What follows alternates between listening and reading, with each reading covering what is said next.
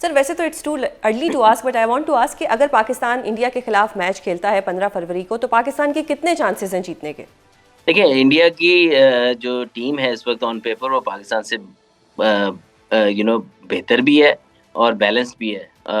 But again Pakistan India की match की जब बात आती है तो हमारी ख्वाहिशात वो पाकिस्तान के साथ भी हैं, और साथ साथ जो ये मैच एक टोटली डिफरेंट सिनेरियो क्रिएट करता है। तो जो टीम उस दिन अच्छा परफॉर्म करती है वही जीतती है, जो अपने नर्व पे बेहतर काबू करती है। लेकिन ट्रू। अगर आप देखें रिसेंट पास्ट की परफॉर्मेंसेज इंडिया की और अगेंस्ट पाकिस्तान भी इवन, तो वो उनका पलड़ा भारी है। सही। तो सर अब बाबर आजम साहब का भी जो नाम आया है, वो उनकी सिलेक्शन हुई है। How do you see this कि बाबर आजम ने जो एक नाकाम बिग बैश सीजन दिया, उसके बावजूद उनकी सिलेक्शन हो जाना, किस तरह से देखते हैं इसको आप? देखिए, मैं ये समझता हूँ लीग्स की परफॉर्मेंस और डिफरेंट कंडीशन में थी एक तो, और दूसरा अगेन एशियन बैट्समैन जब भी ऑस्ट्रेलियन सॉइल पे खेलता है तो एट टाइम्स अगर उससे नहीं परफॉर्म होता तो बड़ा मुश्किल हो जाता है उसके लिए कम बैक करना। तो स्टिल आई फील कि couple of good innings there, और उसके अलावा अगर उसके पाकिस्तान से जब कम बैक हुआ तो उसकी परफॉर्मेंसेज इतनी बुरी नहीं रही। But again as a if I feel as a Babar Azam उसकी परफॉर्मेंस से बेहतर होनी चाहिए, और वर्ल्ड कप जैसे बड़े इवेंट में उसकी उसकी टीम को ज़रूरत भी होगी। बस मैं ये समझता हूँ ज़रूर हूँ कि एट टाइम्स आप प्लेयर को जब वापस लेके आते हैं या निकालते हैं, उसकी एक वजह होती है, और जब वापस आता है तो उसकी भी कोई वजह होनी चाहिए। तो आई थिंक कि जो जब ये वापस आए तो इनका एक एंकर रोल का जो कोच ने भी कहा और सिलेक्टर्स ने भी कहा कि ये एंकर करेंगे, जेल करेंगे बैटिंग लाइनअप को, कि हमारे पास इनफ स्ट्रोक मेकर्स हैं, तो वो बाबर रोल बड़ा अच्छा प्ले कर सकते हैं।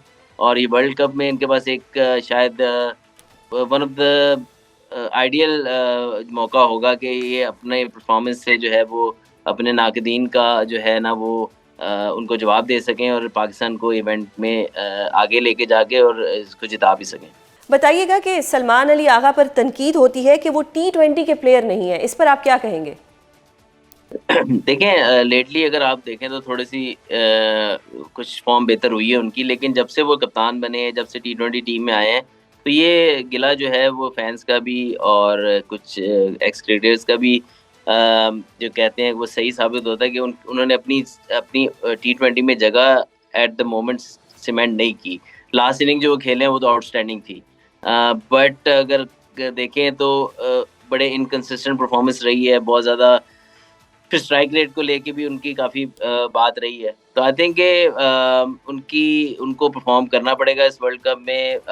पर्सनली आई फ़ील कि वो शायद अगर बाबर आ गए हैं तो इस टीम में वो काइंड ऑफ अब मिसफिट होते हैं, क्योंकि नंबर 3 पर तो उनकी कोई वैल्यू समझ आती है, लेकिन जैसे-जैसे वो नीचे जाता है उनका नंबर, तो आई होप कि वो मुझे प्रूव रॉन्ग करें। बट रीसेंट पास्ट में जितना हमने देखा है उनको खेलते हुए, वो नंबर 3 पे तो कुछ अच्छा बेहतर परफ़ॉर्म करते नज़र आते हैं, लेकिन उसके नीचे वाले नंबर्स पे उनके लिए ज़रा टफ़ हो जाता है। सही। तो और स्पिनर्स का किरदार आप कैसा देख रहे हैं? पाकिस्तानी जो स्पिनर्स हैं उनका श्रीलंका में किरदार, क्योंकि कहा जाता है कि श्रीलंका में जब स्पिनर जाता है तो वो उसके लिए बहुत अच्छा होता है, और श्रीलंका जो है वो एक तरह से स्पिनर्स के लिए एक फ़ायदेमंद जगह करार दी गई है। देखिए, बिल्कुल श्रीलंका में कंडीशन स्पिनर्स के लिए अच्छी होती हैं। पाकिस्तान के पास ज़बरदस्त स्पिनर्स हैं। अबरार बहुत ज़बरदस्त परफ़ॉर्म कर रहे हैं। फिर उस्मान तारिक बहुत अच्छी तरह उन्होंने डेब्यू भी किया, परफ़ॉर्मेंस दी। नवाज़ आउटस्टैंडिंग जो है वो फ़ॉर्म में है। बैटिंग के साथ बॉलिंग के साथ बैटिंग भी बहुत अच्छी कर रहे हैं। तो आई थिंक कि पाकिस्तान के स्पिन ऑप्शंस बहुत अच्छे हैं। साम अयूब भी बहुत अच्छी बॉलिंग करते हैं साथ में बैटिंग के। तो आई थिंक कि ऑप्शंस बहुत अच्छे हैं स्पिनर, लेकिन एक चीज़ ज़रूर है कि स्पिनर को फ़ायदा तो होता है, लेकिन एट टाइम सेकंड इनिंग्स जब वहाँ आती है नाइट गेम में स्पेशली, तो ड्यू फैक्टर भी इसमें शामिल होता है। तो जब ड्यू गिरती है तो कहीं न कहीं स्पिनर्स को मुश्किलात भी पेश आती हैं। लेकिन ये है कि फर्स्ट इनिंग में स्पेशली जो है वो स्पिनर्स जो है वो काफ़ी अपना रोल प्ले करते हैं। सही। और ये डेथ ओवर्स में पाकिस्तान को बड़ा मसला रहा है, इस पर कैसे काबू पाया जाएगा?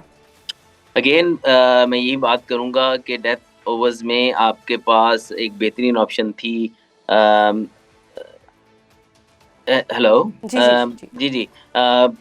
डेथ ओवर में आपके पास बेहतरीन ऑप्शन, अगर आपने हारिस रऊफ को नहीं रखना था, तो Wasim junior one of the finest bowlers for the death bowling, उनको भी नहीं आपने रखा, तो आपके पास शाहीन और सलमान मिर्ज़ा ही रहते हैं जो डेथ में बॉल करेंगे। सलमान मिर्ज़ा को भी आप देखा जाए तो मेनली वो पावर प्ले में 3 ओवर करते हैं और फिर 1 ओवर वो या मिडल में करते हैं या एंड पे करते हैं।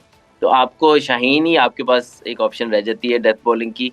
Then again you are going towards all-rounder and other bowlers, तो आई थिंक हम कहीं ना कहीं इस चीज़ को इस टूर्नामेंट में भी मिस कर सकते हैं। पाकिस्तान का T20 वर्ल्ड कप में शिरकत करने या ना करने के हवाले से तमाम ऑप्शंस आज वज़ीर आज़म और चेयरमैन PCB के दरमियान डिस्कस हुए और अब पता लग जाएगा कि फ्राइडे को या मंडे तक एक फ़ैसला भी हो जाएगा।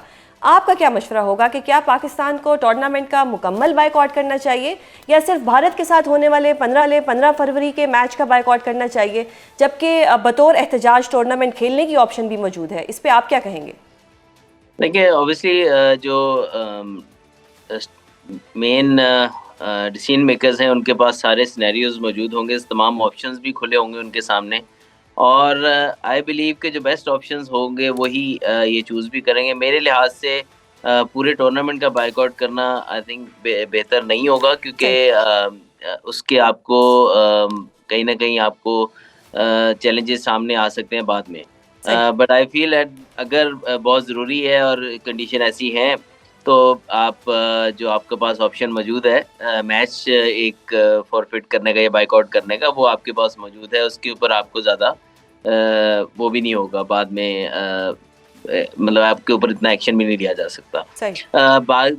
बाकी जो बात रहेगी आपके स्टांस की कि जो बांग्लादेश के साथ आईसीसी का जो रहा है वो बिल्कुल, अगर आप देखें रीसेंट पास्ट हिस्ट्री जो है वो उसमें कहीं ना कहीं इंडिया को फेवर किया गया है, बहुत सारी जगहों पे किया गया है, और इस डिसीजन में भी ये चीज़ नज़र आ रही है।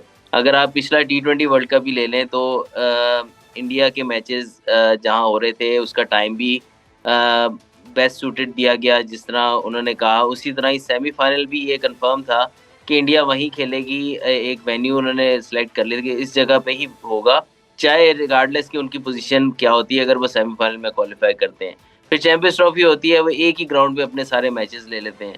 तो आई थिंक बहुत सारी ऐसी और भी चीज़ें हैं जिसको वर्ल्ड क्रिकेट के जो स्टेक होल्डर्स हैं उनको देखना पड़ेगा कि क्या आईसीसी एक बोर्ड को इतनी फेवर करता रहेगा और खुलेआम करता रहेगा। तो आपने कहीं न कहीं तो फुल स्टॉप लगाना है, और जब से अच्छा, आप देखें कि ये चीज़ होती चली जा रही है और तमाम क्रिकेट बोर्ड इस पे ऊपर खामोश रहेंगे, तो कभी ना कभी तो किसी को आवाज़ उठानी है। तो I think Pakistan cricket board को अच्छा, ज़रूर आवाज़ उठानी चाहिए और साथ और भी बोर्ड्स को जी जी, इनके साथ जुड़ना चाहिए। अजहर साहब एक चीज़ बताएं कि पाकिस्तान के अलावा कोई और क्यों नहीं आवाज़ उठा रहा? ठीक है, पाकिस्तान ने एक अच्छा काम किया, यूनिटी दिखाई है, लेकिन किसी और को भी तो आगे आने चाहिए था। देखिए, आना पड़ेगा कभी ना कभी तो। अभी शायद लोगों को ये फील नहीं हो रहा, बट ऑस्ट्रेलियन क्रिकेट बोर्ड को, इंग्लैंड क्रिकेट बोर्ड को ये चीज़, और जो भी बड़े क्रिकेट बोर्ड हैं स्पेशली, वो ऐसे डोमिनेट नहीं हो सकते एक इंडिया के इन्फ्लुएंस के ऊपर। आई थिंक के उनको ये चीज़ समझनी चाहिए कि अगर तो इंडिया की क्रिकेट ही इतनी इम्पोर्टेंट है सिर्फ, तो वो खुद ही खेल लिया करें फिर। बाकी टीमों को खेलने की कोई ज़रूरत नहीं है।